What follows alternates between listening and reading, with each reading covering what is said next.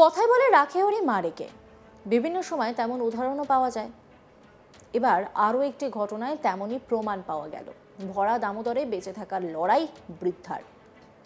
DVC থেকে জল ছাড়ায় দামোদরের জলস্তর বেড়েছে, তার সঙ্গে যুক্ত হয়েছে নিম্নচাপের বৃষ্টির জল। তার ফলে দামোদর নদীর জল বেড়েছে। সেই ভরা দামোদরে থেকেই উদ্ধার 65 থেকে 70 বছর বয়সী এক মহিলা। জানা গেছে তিনি একাই স্নান করতে নেমেছিলেন দামোদরের জলে। হঠাৎই জলের তোরে ভেসে যান তিনি। নিজেকে বাঁচাতে প্রতিকূলতার সঙ্গে লড়াই চালিয়ে যান 24 কিলোমিটার। অবশেষে রাত্রে জামালপুরে গ্রামবাসীদের তৎপরতায় ও চেষ্টায় উদ্ধার হন বৃদ্ধা। জানা গেছে দফায় দফায় ডিভিসি থেকে জল ছাড়ায় দামোদর নদের জলস্তর হঠাৎই অনেকটা বেড়ে গিয়েছে। তার সঙ্গে নাগারে চলছে নিম্নচাপের বৃষ্টি। রবিবার সন্ধ্যায় পূর্ব বর্ধমান জেলার বেগর মোড়ে, যেখানে দামোদর নদ দুদিকে ভাগ হয়ে গিয়ে দামোদর ও মুন্ডেশ্বরী নদী হয়ে যাচ্ছে, ঠিক সেই জায়গার কাছে মৈদেপুরের গ্রামবাসীরা হঠাৎ বাঁচাও বাঁচাও চিৎকার শুনতে পান। সঙ্গে সঙ্গে গ্রামের লোকেরা ছুটে যান। দেখতে পান এক বৃদ্ধা আটকে রয়েছেন। খবর পেয়ে সেখানে ছুটে আসেন তৃণমূল কংগ্রেসের স্থানীয় অঞ্চল সভাপতি তপন দে। সকলে মিলে তদারকি করে বৃদ্ধাকে নদীর পাড়ে তোলা হয়। জলে থাকার কারণে তার শরীর শীতে কাঁপতে থাকে। সঙ্গে সঙ্গে তাকে নতুন পোশাক পরানো হয়। এলাকার মহিলারা সেই পোশাক পরার বিষয়টি জানতে পেরে ব্লক তৃণমূল কংগ্রেসের সভাপতি মেহমুদ খান পুলিশকে খবর দেন। পুলিশ সেই বৃদ্ধাকে জামালপুর হাসপাতালে নিয়ে যায়। জানা গেছে বৃদ্ধার নাম মাতুরি টুডু, বাড়ি পূর্ব বর্ধমানের রায়না থানার হিজলন্ড জাক্তা গ্রামে।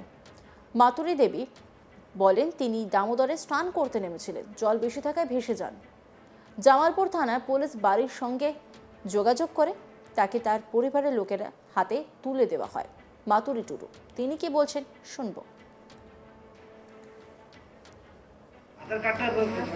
দুপুরে স্নান করতে নেমেছিলেন, দিয়ে তারপরে একদম ভেসে চলে আসলেন।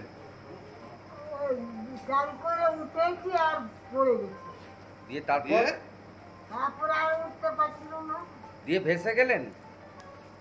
জলে থাকতে উঠে গেছি, দিয়ে ভেসে ভেসে চলে এলেন নাকি? না না,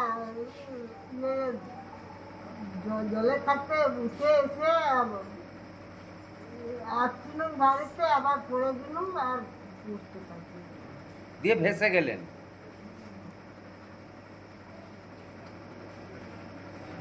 পড়ে নেই, দুপুরে চান করতে নেমেছিলেন, হ্যাঁ।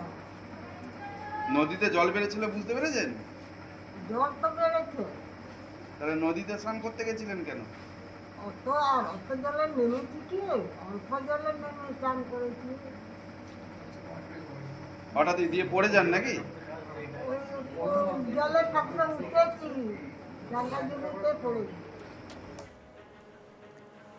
মেহমুদ খান বলেন বৃদ্ধাকে জামালপুর হাসপাতালে প্রাথমিক চিকিৎসা করা হয়, তারপর তাকে বর্ধমান মেডিকেল কলেজ হাসপাতালে চিকিৎসার জন্য স্থানান্তরিত করা হয়। তার পরিচয় ও ঠিকানা জানতে পেরেছে পুলিশ।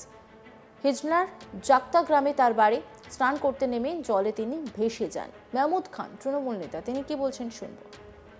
আমাদের জোস্তের অঞ্চলে একটা বেগর মোড় জায়গা আছে, যেটা মৈদপুর গ্রাম। ওখানে দুদিকে দুটো ভাগ হচ্ছে, একটা হচ্ছে মন্ডেশ্বরী, একটা দামোদর। ওইখানে দামোদর থেকে ভেসে এসে ওখানে আটকে গিয়েছিল এবং ওখানে একটা সাঁকো আছে। ওই সাঁকোটা যে কোনো প্রকারে মহিলা ধরে ফেলেছিলেন। সেখানে বাঁচাও বাঁচাও করে চিৎকার করে, তখন গ্রামবাসীরা ওখানে একটু ভয় খায়। ওখানটা খুব অন্ধকার তো, নদীর ধার। সেখানে গ্রামবাসীরা শোনার পরই সঙ্গে সঙ্গে আমাদের তপন দে, আমাদের জোশিরাম অঞ্চলের সভাপতি, তাকে খবর দেয়। সঙ্গে সঙ্গে বলে যে তোমরা ওখানে যাও, আমি যাচ্ছি। সেই মুহূর্তে যাওয়ার পর ভদ্রমহিলাকে ওখানে তোলা হয়েছে। দেখা গেল একটা মানুষ সেখানে ওকে তোলা হয়েছে। তোলার পর সে তো ভিজে গেছে, কাঁদছে, তার ঠিকানা বলতে পারেনি। ওখানে সঙ্গে সঙ্গে পাড়ায় বলা হয়েছে একটা কাপড় দাও, কাপড় দিয়ে তাকে মোটামুটি মুছে মাছে দিয়ে সেখানে কাপড়টা পরানো হয়। পরানো হওয়ার পর তাকে জিজ্ঞাসা করা হচ্ছে কোথায় বাড়ি, কোথায় থেকে কোথায় এই ঘটনাটা ঘটেছে। উনি কোনো কথা বলতে পারছেন না। সঙ্গে সঙ্গে আমরা ওসিকে জানিয়েছি। ওসি সঙ্গে সঙ্গে অমরপুরে দামোদরে এপারে গাড়ি রেখেছে। ওপার থেকে আমাদের পার্টির ছেলেরা সঙ্গে অমরপুরে ওপার থেকে এপারে পৌঁছে দিয়েছে। পুলিশ গাড়ি করে আনছে, এনে হাসপাতালে নিয়ে আসা হবে এবং ওর ঠিকানা কোথায় কি আছে সেই জন্য আমাদের পার্টি এবং প্রশাসন সকলে মিলে সহযোগিতা করেছি। কিন্তু আমরা চেষ্টা করছি এবং ওসিকে বলেছি কোথায় কি ঠিকানা আছে সেগুলো দেখুন। এখন পর্যন্ত হাসপাতালে নিয়ে আসছে, এটুকুই খবর। ভালো আছে, এখন পর্যন্ত সুস্থ আছে এবং আমি দেখলাম, আমাকে একজন ভিডিও পাঠালো সেখানে দেখলাম যে ও সুস্থ আছে, কাশছে খুব, এবং হাসপাতালে নিয়ে যাওয়ার জন্য আমি অনুরোধ করেছি। হাসপাতালে এবার চিকিৎসার পর ঠিকানাপত্র যদি সেরকম হয় জানা যাবে। এই গোটা বিষয় নিয়ে একটা রিপোর্ট তুলে ধরেছেন আমার কলিগ সুজাতা, দেখব। দেখো, জামালপুরের মুইদিপুর গ্রাম, আর এই গ্রামের সংলগ্নই হচ্ছে দামোদর নদী, এবং এই জায়গাতেই কিন্তু দামোদর দুভাগে ভাগ হয়ে গেছে। একদিকে চলে গেছে মুন্ডেশ্বরী নদী আর একদিকে আছে দামোদর। তো দামোদর এখানে দুদিকে ভাগ হয়ে গেছে। এই জায়গাতেই মুরাতিপুরের গ্রামবাসীরা হঠাৎ করেই রাত্রেবেলায় চিৎকার শুনে বাঁচাও বাঁচাও, রাত্রি ঠিক নয়, মানে 7:30 এরকম সেই সময় চিৎকার শুনতে পায়। তড়িঘড়ি তারা যায় এবং দেখে একজন মানুষ ভেসে যাচ্ছে। তারা উদ্ধার করে তাকে। জানতে পারা যায় তার নাম হচ্ছে মাতুরি টুডু, এবং তিনি পূর্ব বর্ধমান জেলারই যে রায়না থানা এলাকার হিজলনার অঞ্চলের জাকতা গ্রামের বাসিন্দা। তো তার কাছ থেকে যেটা জানা যাচ্ছে যে তিনি চান করতে নেমেছিলেন দামোদরে একলাই, দুপুরবেলায়। একলা চান করতে নামার পরে হঠাৎই জলের স্রোতে তিনি কিন্তু ভেসে চলে যান। তবে প্রাণপণ লড়াই করতে থাকেন কিন্তু জলের যে প্রতিকূলতা রয়েছে তার সাথে, এবং অবশেষে কিন্তু দেখা যায় যে তিনি উদ্ধার হয়েছেন। এখন এই যে জাকতা গ্রাম, যেখানে তিনি এই রায়না থানার হিজলনাথ যে দামোদরে তিনি যেখানে চান করতে নেমেছিলেন, তার থেকে যেখান থেকে তাকে উদ্ধার করা হয়েছে সেই রাস্তাটা কিন্তু কম নয়, প্রায় 24 কিলোমিটার। এতখানি জলে থাকার পর যথারীতি তিনি কিন্তু অসুস্থ ছিলেন, কেননা এই মুহূর্তে ডিভিসি দফায় দফায় জল ছাড়ছে এবং তার সাথেই রয়েছে কিন্তু নিম্নচাপের ফলে বৃষ্টির জল। সব মিলিয়ে কিন্তু টইটুম্বর দামোদর, ফলে স্রোত কিন্তু যথেষ্টই ছিল, এবং সেই স্রোতের বিপরীতে থাকার জন্য, বাঁচার জন্য লড়াই করতে হয়েছে কিন্তু এই মাতুরি টুডুকে। এবং স্বাভাবিকভাবেই তিনি যথেষ্টই কিন্তু অসুস্থ হয়ে পড়েছিলেন, এবং ঠান্ডায় এতক্ষণ জলে থাকার জন্য, কারণ দুপুরবেলায় তিনি স্নান করতে নেমেছিলেন, তারপরে তিনি ভেসে যান, তারপর সন্ধ্যার পর কিন্তু তাকে উদ্ধার করা হয়। এতক্ষণ জলে থাকার ফলে কিন্তু তিনি যথেষ্টই ঠান্ডায় কাঁপছিলেন।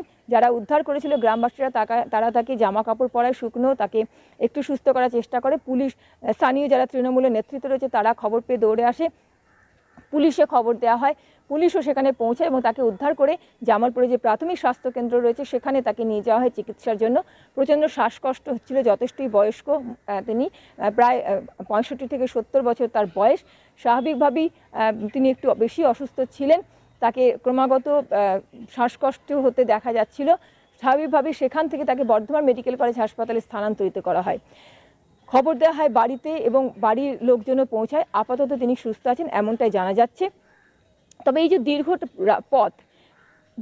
পথ, এই যে স্রোতের বিপরীতে লড়াই চালিয়ে যাওয়া, এটাকে কিন্তু স্বাভাবিকভাবেই বলাই যায় যে কি করে সম্ভব হলো। এটা কিন্তু বিশাল বড় তার জীবনে একটা ঘটে যাওয়া ঘটনা বলাই যায়। একই বোধহয় বলে, রাখে হরি তো মারে কে। অবশেষে তিনি উদ্ধার হয়েছেন এবং তাকে সুস্থ অবস্থাতেই কিন্তু বাড়ির লোক ফিরে পেয়েছে। আপাতত তিনি সুস্থই রয়েছেন এমনটাই জানা যাচ্ছে। অন্যান্য খবরের আপডেটের জন্য অবশ্যই নজর রাখুন আজ তাক বাংলার ইউটিউব স্ট্রিমিংয়ে। লাইক, কমেন্ট, শেয়ার এবং সাবস্ক্রাইব করতে ভুলবেন না।